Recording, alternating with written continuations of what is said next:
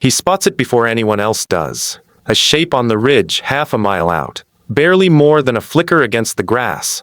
Antelope. He's already moving, already signaling the others with 2 fingers and a tilt of his head. Nobody questions the call. His eyes have never once been wrong about something this far away. Most people assume bad eyesight is just part of being human. Genetics, bad luck, getting older, pick one, shrug, move on. That assumption is wrong. Nearsightedness on the scale we see today is not an ancient inheritance. It's a recent invention, and human civilization built it almost by accident. Let's define the actual problem first. Myopia, nearsightedness, happens when the eyeball grows slightly too long, front to back. Light entering the eye focuses just short of the retina instead of directly on it. Distant objects blur. Close objects stay sharp. That's the whole mechanism. Simple, mechanical, and almost entirely shaped by how an eye spends its childhood. Here's the number that should stop you. A 2016 study published in the journal Ophthalmology projected that by 2050, roughly half the global population will be myopic. Half. Not a subgroup. Not a risk category. Half of every person alive on Earth, needing corrective lenses just as to see a street sign clearly. That number wasn't always climbing. Historical medical records from Europe repeatedly single out one group as unusually nearsighted for centuries. Scholars, monks, anyone whose daily work meant hours of close reading by candlelight. Farmers, hunters, and laborers, doing the same physical outdoor work for generations, showed nowhere near the same rates. The pattern was obvious long before anyone understood why. Modern research explains the why with startling clarity. A landmark study out of Sydney, following thousands of children, found something researchers didn't fully expect. Time spent outdoors reduced myopia risk significantly, independent of how much reading or screen use a child also did. Not less near work. More outdoor light. 2 completely different variables, and only one of them mattered as much as scientists assumed. The leading theory involves dopamine, a chemical released in the retina in response to bright natural light. Researchers believe this dopamine release helps regulate how the eyeball grows during childhood, effectively putting a brake on the elongation that causes myopia. Indoor lighting, even bright indoor lighting, doesn't come close to triggering the same effect. Sunlight does something artificial light simply can't replicate. Now think about what an ancient childhood actually looked like. Outdoors from sunrise to sunset, scanning tree lines, tracking movement across open plains, watching the horizon for exactly the kind of danger that killed people who watched too slowly. There was no indoor. There was no reading. There was no glowing screen 12 inches from a developing eye for 6 hours a day. If this part surprised you, that a chemical released by direct sunlight might be quietly rewiring how an entire generation's eyes develop, sit with that for a second, because it means the shift toward indoor.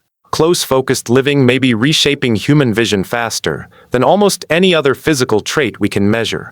East Asia offers the clearest modern proof of how fast this can move. Research led by myopia specialist Ian Morgan, published in The Lancet, documented myopia rates exceeding 80% among young adults in several major East Asian cities, driven by intense, early, indoor academic pressure combined with minimal outdoor time. Compare that to hunter-gatherer and rural populations studied in the same body of research, where myopia rates sit dramatically lower. Same species, same genetic starting point, wildly different visual outcomes built entirely by environment. This is where ancient survival pressure flips the entire story on its head. In a hunting and gathering context, blurry distance vision wasn't a minor inconvenience you corrected with glasses. It was a direct, immediate threat to survival. Someone who couldn't spot a predator at range, couldn't track a herd across open ground, or couldn't read terrain from a distance was operating at a severe disadvantage in exactly the situations where survival depended on seeing first. That pressure worked in the opposite direction from what modern life produces. Ancient environments actively demanded sharp distance vision and provided the exact outdoor light exposure that protects it. Modern environments demand sharp near vision. Screens, books, phones, while removing the outdoor light that would have counteracted the strain. We didn't inherit worse eyes. We built the conditions for worse eyes, in about 2 centuries, a blink of an eye in evolutionary terms. Now think about this for a moment.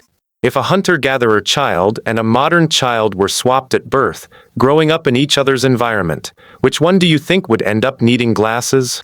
Tell me your guess, and more importantly, tell me why, because the reasoning matters more than the answer here. Not every part of ancient vision was superior, and that detail matters too. Cataracts, a clouding of the eye's natural lens usually tied to aging, have a well-documented link to cumulative ultraviolet exposure over a lifetime. Populations spending most of their waking hours outdoors under strong sun, exactly the lifestyle that protected against myopia, likely faced meaningfully higher lifetime UV exposure, and with it, elevated cataract risk later in life. There's a real trade-off buried in here. The same sunlight protecting a child's developing eyes from nearsightedness may have quietly worked against that same eye decades later. Presbyopia is a separate story entirely, and it's worth untangling from myopia, because people often confuse the two. Presbyopia is the gradual stiffening of the eye's internal lens with age, making close-up focusing harder as people move into their 40s and 50s. This isn't a modern invention. It isn't caused by screens or reading habits. It's a mechanical, near-universal consequence of aging tissue, and it almost certainly affected ancient humans, just as reliably as it affects people today, regardless of how much time they spent outdoors as children. So ancient humans weren't walking around with perfect vision for life. Distance vision, sharpened early and protected by relentless outdoor light exposure, was likely excellent well into adulthood. Near vision, in the later decades of life, faced the same aging mechanics everyone alive today still deals with.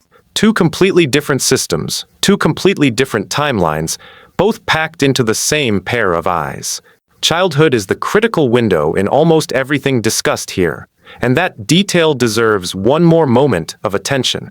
The eyeball does most of its elongation-related growth during the first decade or so of life. Heavy near work during exactly this window, without enough offsetting outdoor light, appears to matter more than near work happening later, once the eye's basic structure has largely stabilized. This is part of why the sharpest modern increases in myopia consistently show up in children experiencing intense, early academic demands, rather than in adults picking up reading habits later in life. There's a genetic piece to this that researchers haven't ignored, and it deserves a fair mention. Twin studies do show a heritable component to myopia risk.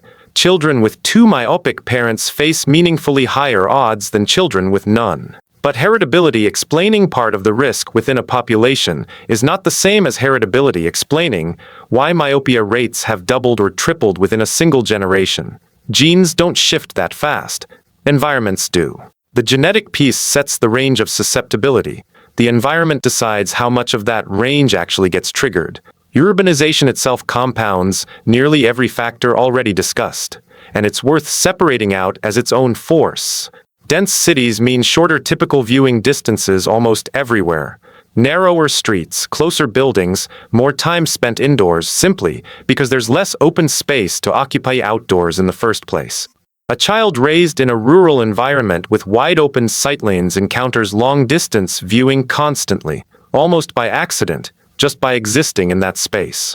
A child raised in a dense urban apartment may rarely look at anything farther than the width of a room, until they deliberately go looking for it. Screen use adds a layer that didn't exist for any previous generation in history, ancient or otherwise.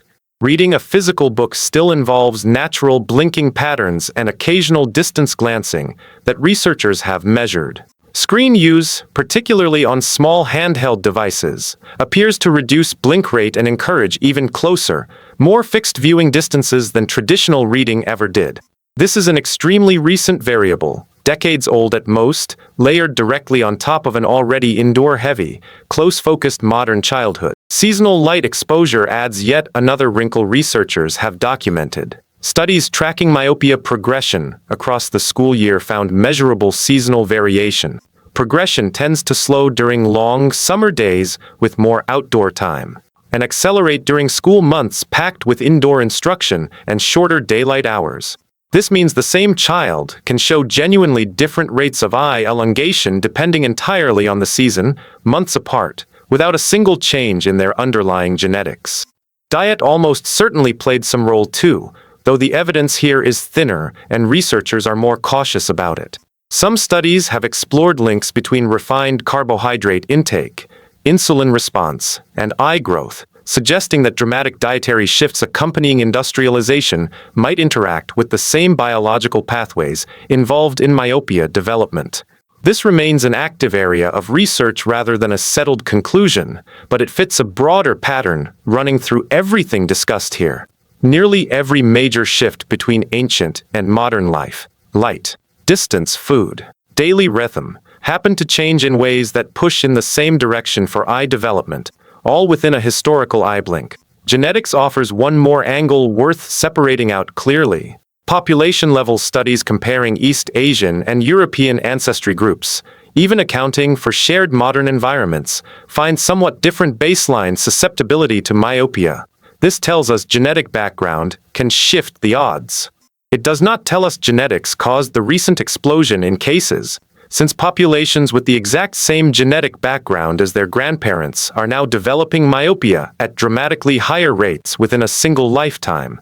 The genome didn't change.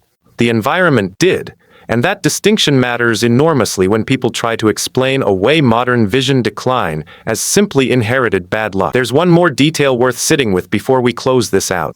The very traits ancient environments selected for sharp far vision, minimal close focus strain, maximum outdoor light exposure are almost the exact inverse of what a typical modern childhood now looks like. We didn't evolve worse eyes.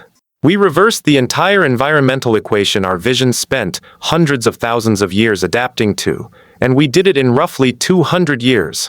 So the next time you take off your glasses and squint at something across the room, remember that the eye doing the squinting is built on hundreds of thousands of years of pressure to see clearly at a distance. What changed wasn't your biology. It was everything around it. The light, the distance, the hours spent staring at something 12 inches from your face instead of scanning a horizon that, for nearly all of human history, decided whether you lived to see the next one.